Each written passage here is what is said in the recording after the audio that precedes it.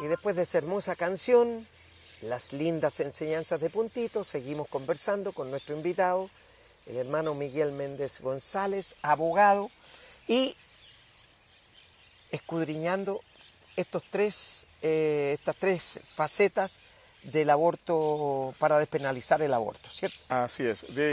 Estamos ahora en la segunda Usted dijo, claro, en la segunda, y que causal. si podía venir alguien descerebrado, sin cerebro. Claro, lo que pasa es que si Lo que existe pasa ahí, una incompatibilidad de que el ser pueda vivir afuera, entonces el duelo que va a sufrir la madre, su dolor de tener un ser que no tiene cerebro, a lo mejor no está muerto. Yo no sé lo que dice la palabra respecto tanto a ese ser, porque la madre a lo mejor podría decir, este es un castigo, o este es un daño que ¿por qué fui yo y no fue otra persona? A lo mejor. Yo no sé lo que dice la palabra respecto a ese mire, tema. hay mucha enseñanza y mucha riqueza en la palabra de Dios. Dice la palabra que todo lo que Dios ha creado es para bien, no es para mal, porque Él no crea personas para perderse y personas para salvarse. La predestinación es para todos vivir. Cuando le presentan a Jesús un enfermo, ciego, y le dice el mundo de aquel entonces, porque hay una influencia genética, biológica, familiar, que señala la Biblia, que puede perseguir hasta la tercera y cuarta generación. Es decir, si hay un padre alcohólico, el hijo va a sacar esa influencia genética, biológica y familiar de alcoholismo.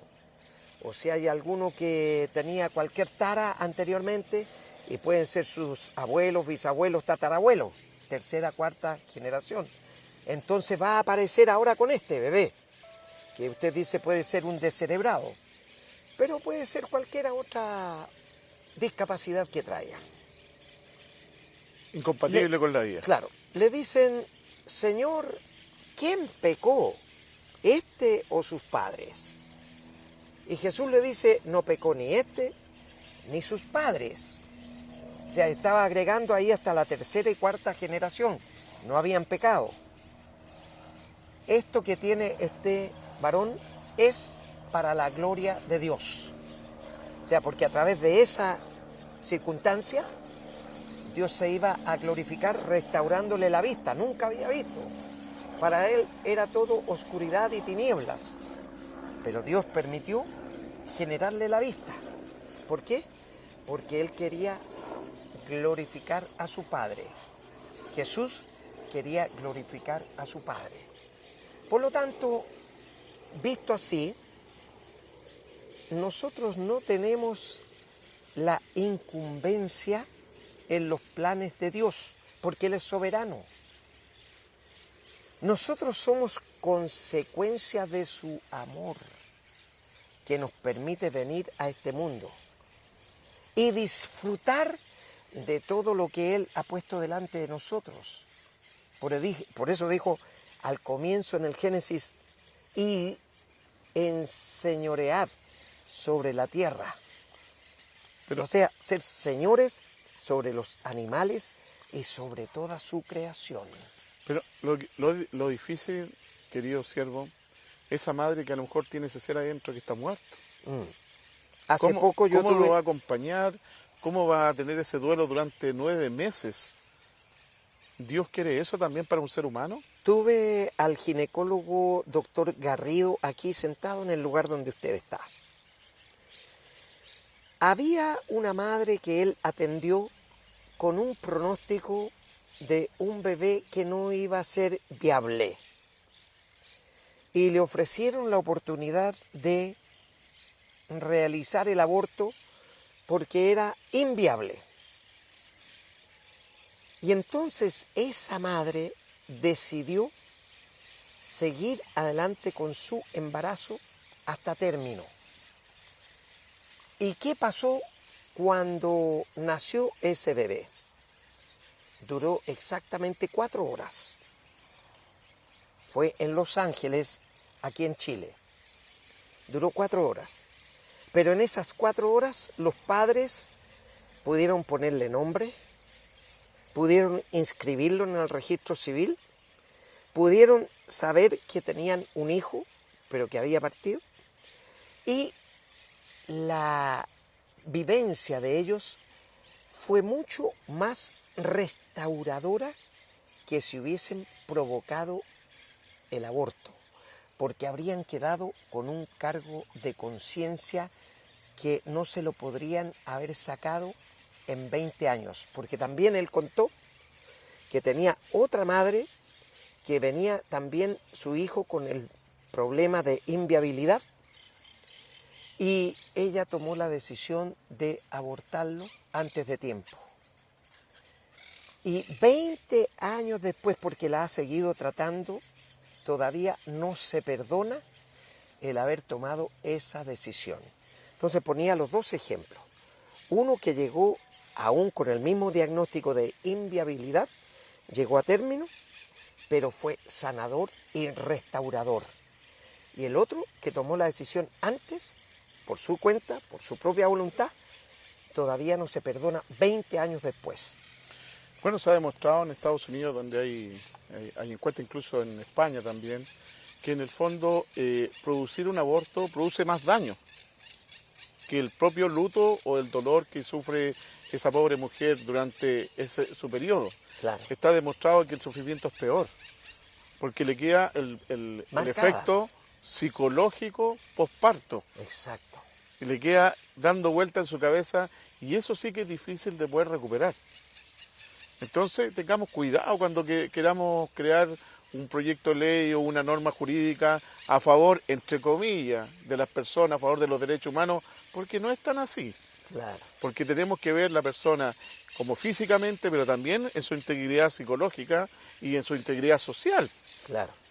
Recordemos algunas palabras de Santo Tomás, que nosotros tenemos que crear leyes por el bien común, por el bien del todo, el bien mayor. No el bien de algunos pocos, con mucho respeto y humildad lo digo. Claro, obvio. Nosotros tenemos que crear para construir una sociedad más justa, más igualitaria, pero una sociedad. ¿Se fija? Claro. Entonces, ¿qué nos han demostrado estos países donde se ha aprobado el aborto? Se ha demostrado que se producen más muertes, inocentes o inocentes, incluso en algunos países ni siquiera se permiten los niños con síndrome de Down. Se ha demostrado que hay más muertes, que hay una violación abierta a los derechos humanos, porque no se protege el derecho que está por nacer. Claro, exactamente. Que es complicado. Veamos las encuestas, veamos los otros países. Yo sé que existen alrededor de 4 países que no han aprobado el aborto, que está Nicaragua, El Salvador, Malta y el Vaticano propiamente tal. Claro. Pero veamos la experiencia de los que lo han aprobado, la ley, que han aprobado la muerte. Veamos eso.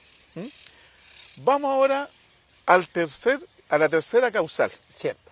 ¿Ya? La tercera causal es por violación. La tercera causal dice el embarazo producto de una violación. Se ha demostrado, también con datos de fuera del país, porque en Chile se está penalizado o criminalizado el aborto, no hay estudios, que fuera del respecto a la violación, cuando la mujer es violada, con mucho dolor lo digo, con mucho congojo, porque la verdad que yo no quisiera que ninguna mujer fuera violada, porque incluso la violación se da dentro del matrimonio. Incluso claro, la violación se da dentro del matrimonio y también está penalizado. Sí. Antiguamente violación era a las doncellas, ahora ya no es tan solo a la doncella. Ahí es clara la ley en señalar que es todo acceso carnal, vía vaginal, anal o bucal. O sea, la violación es amplia.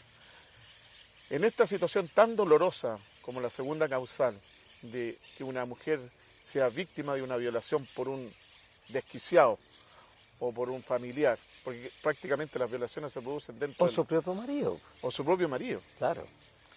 Entonces, se ha establecido, se ha visto estadísticamente que la mujer no queda embarazada con una violación, sino que queda embarazada cuando hay una violación reiterada. Así es. Pero también existe un procedimiento para ello. Claro. El acompañamiento. La píldora del día después. Ahora, Ahora Por lo tanto, la persona, si es violada y denuncia, inmediatamente le entregan la píldora del día después para que pueda abortar ese ser. Inmediatamente. Por lo tanto, existe ese procedimiento. O sea, ahora queremos crear otro procedimiento. Claro. La pregunta es, y que muchos nos dicen, y dentro del proyecto de ley está, ¿y la niña de 14 años que es violada y embarazada? ¿Qué se va a hacer en ese caso? Y dice el proyecto de ley también que en algunos casos, en este caso, no se le pedirá autorización a su representante cuando la violación se produce dentro del hogar o dentro del cercano. Claro. Pero la verdad que la violación también produce un daño tremendamente. Esa niña, ese ser, y seguimos el mismo ejemplo que usted decía, cuando esa víctima es violada, el proceso que sufre posterior es extremadamente grave, muy malo, grave. Por eso yo como, de cierta forma, defensor de los derechos sociales, nosotros tenemos que velar también por eso. Porque las leyes tienen que estar en beneficio de la sociedad, de usted. Claro.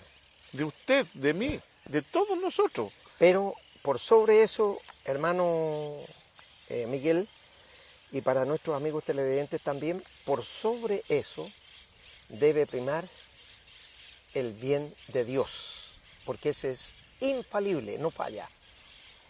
Entonces, nosotros como creyentes tenemos que obedecer primero a Dios antes que a los hombres, y lo dice la palabra.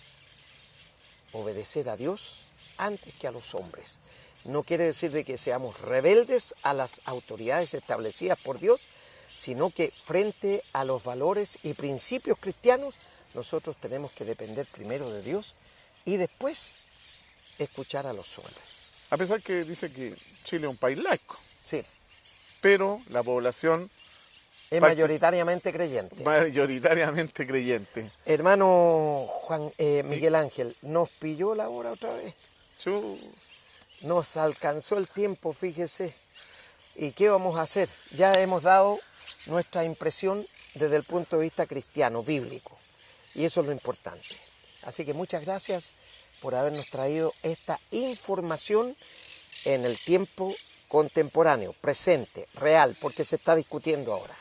Yo hago un llamado a nuestros hermanos, ya hago un llamado a los pastores, hago un llamado a la sociedad para que veamos este proyecto de ley que está en el Congreso y nos enfoquemos a luchar por los derechos sociales, por la justicia social, que se hagan leyes a favor de toda la sociedad y no a favor de un poco o destruir la vida de uno en beneficio de los otros.